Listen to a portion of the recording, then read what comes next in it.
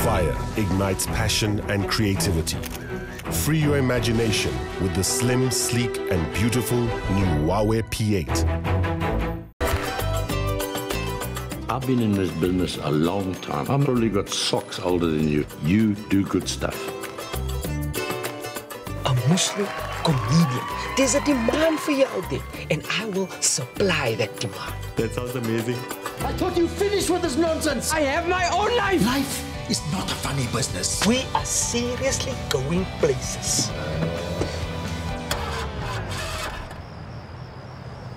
Don't say it.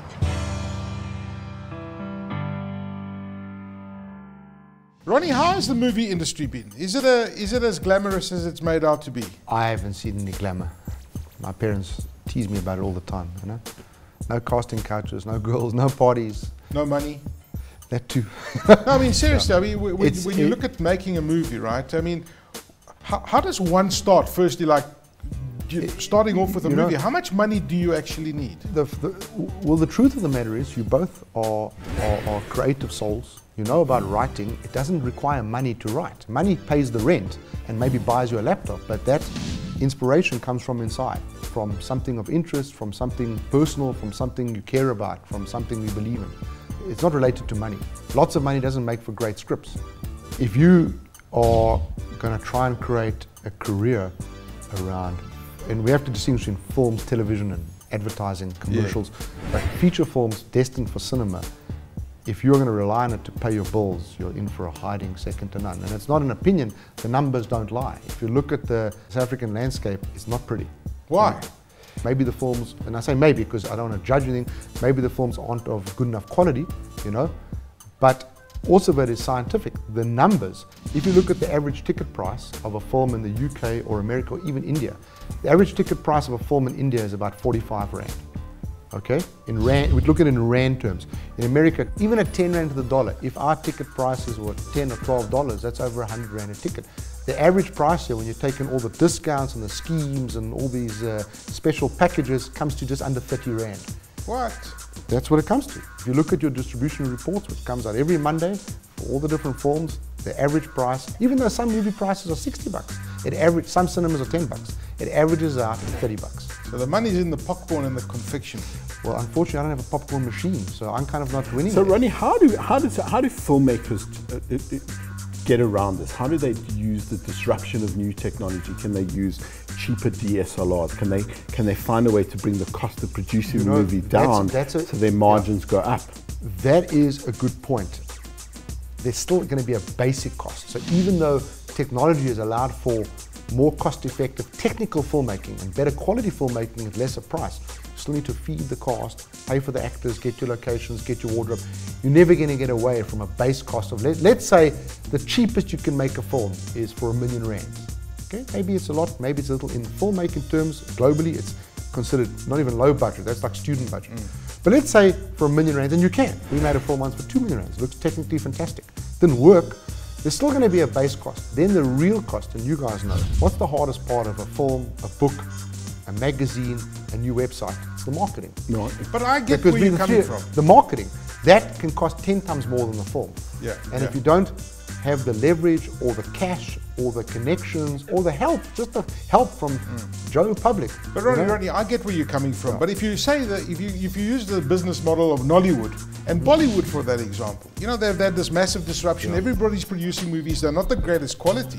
But eventually when you have so many people doing so many things, you're creating a hustle and a bustle and an excitement in an industry, and hopefully that will spur on something greater. Is that not what we should be doing here? The Nollywood and the Bollywood example. We're not to produce those super glamorous movies. No, you might be right, but then we need to start that. I'm saying, like, you know, we only have what we have. So I don't disagree with you. I'm just saying we don't have that culture.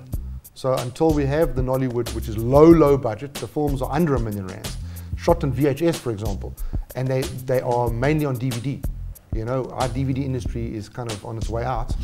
If you made a film, if the three of us made a film for R1 million, even though it seems like ultra low budget, the chance of we're going to lose that R1 million. And that is not a exciting proposition. How do we pay our rent if we can't even recover the R1 million? But I mean, Toby, you and I were at the Showmax launch the other day, and they were talking about spending money on local content. What about the likes of Naspers who want to spend and invest in the film industry. That's fantastic, and please God they do that more and more. I mean, it's great. But the budgets they'll spend on a local film, they will, for example, buy into a local film and secure the rights, which is standard business, and that's exactly what companies like Naspers do all over the world, and it helps the filmmakers and it helps Naspers. But they're not going to put up the full budget. So if a film costs, say, 10 million rand, they ain't putting up 10 million rand. They might put up 2 or 3. But someone has to take the risk on the other 6, 7 or 8. But if, for example, Naspers put up 1 million rand and you made the film, then maybe it works. But no one can actually make a living on the 1 million rand. That's the challenge. And is there a way to take the kind of clever thinking, the venture capital thinking of the tech startup industry that you come from? I mean, internet solutions now are part of Dimension Data, part of NT Docoma. I mean, it is a significantly a good exit at the time, and now really like a world-class company. Can you not bring some of that understanding to an industry that's trapped in a lot of legacy thinking? You know, you can, but like, unfortunately, a lot of the groundwork needs to be changed. Going back to the fundamentals, if IS was selling internet access to corporates for 1 rand a month, the company would have gone bankrupt like in the first 6 months. It almost did go bankrupt because the internet price that we thumbsucked at the beginning was too cheap, and it took like my brother really challenging the status quo, saying, guys, we're going to go out of business very fast at this rate. How do we get the ticket prices up in line with world standards? How do we, for example, borrow some of the initiatives like in France, where local tickets are subsidized versus international movies? So if, for example, they have subsidies for local movies to protect the local industry, and France makes some really good films.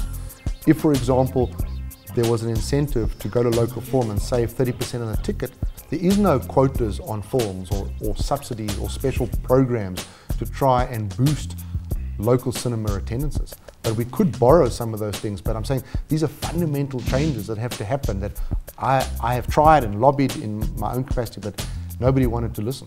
You know, so it requires more. So what you're basically saying, our movie industry is in a mess. It's in a mess. I never said the word mess, but I can say the numbers are not promising.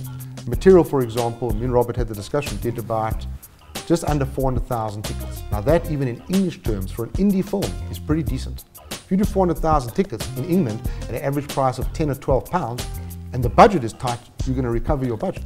Can I give you some advice? Yeah. Change your cost. You've got 2 superb actors sitting here next to you. Action, quiet on set. Let's shoot now. Talk to us next time. Okay. We'll make it happen for you, Ronnie Apteker, always a pleasure to have you in studio. Thanks again. Keep up the good work. Just got to figure out a way to do the comedy without anybody knowing. You need an alibi. You got the tickets. I'm sure anybody else don't want to come with? So what time does the show start?